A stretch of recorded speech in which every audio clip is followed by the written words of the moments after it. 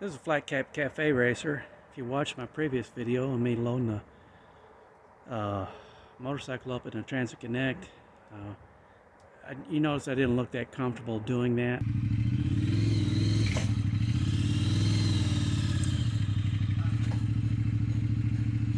I think it can be done, and if I was taking it on a longer trip and parking in motels and stuff, I think I'd probably do that. But I decided to get a trailer. Stay tuned. Meerkat. Well, I got a Big Tex.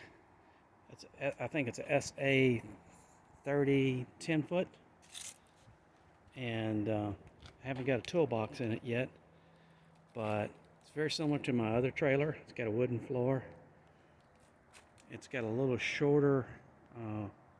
I added on to the other trailer for the lift gate, so it's got a little shorter lift gate, and I think I'm going to keep it that way. I don't have the motorcycle that was fouling that, but we'll see how the Thruxton does on that.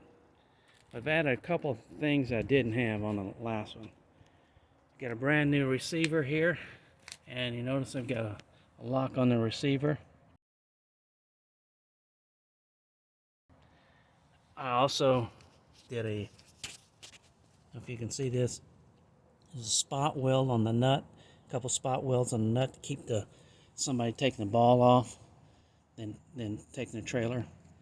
And I've got another lock right here for the trailer ball to keep somebody from doing it that way. So I had a lock before here, but they could have undid the trailer ball, I guess, or they could have, I don't know if that's what they did, is they maybe took out this bolt there. But it's got locks in there now. I think I'm gonna paint the floor on this, then to protect the wood. I got to get some eye bolts in here to anchor down, because if I end up putting a trailer box in here, that'll keep me from doing that. Then I have to get some chocks to put in here. And this one has, the only thing, it's got the same size tires. It's got the buddy bearings and things. I think the only difference is in the lights. They went to LED lights now. So, but I think I'm well satisfied. This gives me an opportunity, this kind of trailer gives me an opportunity to do yard work and things like that, which we use the other one for also, is hauling gravel and mulch and things like that. At this point, I'm still configuring the trailer. And I've got a small toolbox here, and I was going to fit it right in here, but what happens, it gets a little bit too close. I can actually wind and unwind by using this action, and it doesn't interfere, but then it makes it a little hard to get to the locking mechanism on the front, because then you have to do a little off center. So what I'm thinking here, I'm going to be getting another couple chocks I'm going to be using, but I think I'm going to off center the toolbox to the right side here.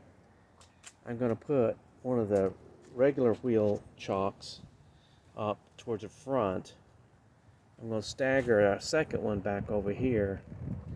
Then if this wheel dock works, I'm going to have it as a right towards the middle of this.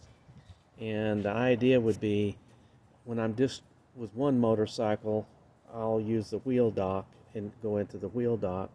If I have two motorcycles, I'll remove the screws on the wheel dock and move it out of the way, and just use the two black wheel chocks in here.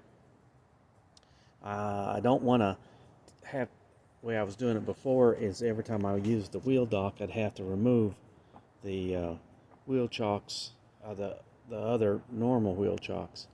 So I want to set it up so the wheel chocks can stay in, and also I have them staggered so I can move the motorcycle when I pull in on the motorcycle instead of going to one side so far and being so close.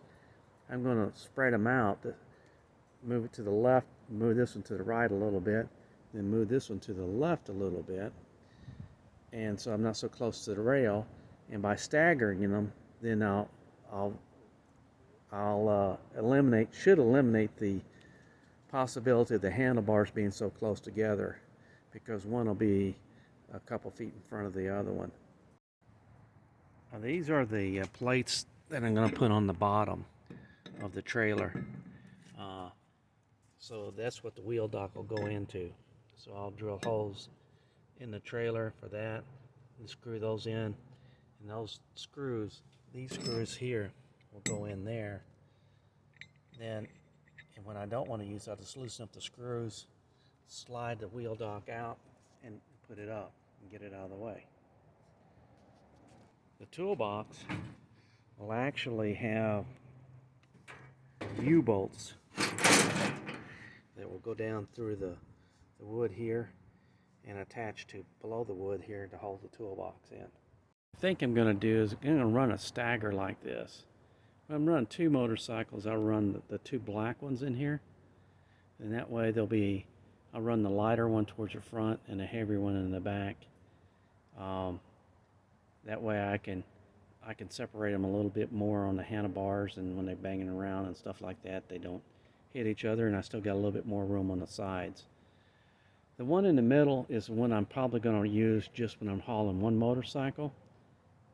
And I think what I'm trying to do is get where when I'm hauling one motorcycle, I can use the one in the center, and the other two aren't going to interfere.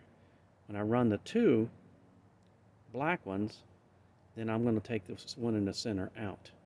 Well, with my wife's help, I was able to load the 3 bikes. I loaded all of them on the right side, and I just tried the roll infield on the middle, and if it works on the roll infield, it'll work on all of them.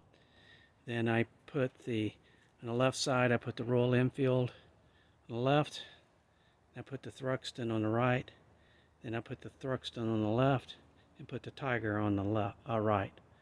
So everything fit fine. I did add a couple of tie-down points over here on the right-hand side. Right here. These tie-down points. But I really don't think I'm going to need them, but just in case. As a side note, loading the Thruxton R up with a belly pan, I've got about 1/8 inch clearance coming over this hump right here.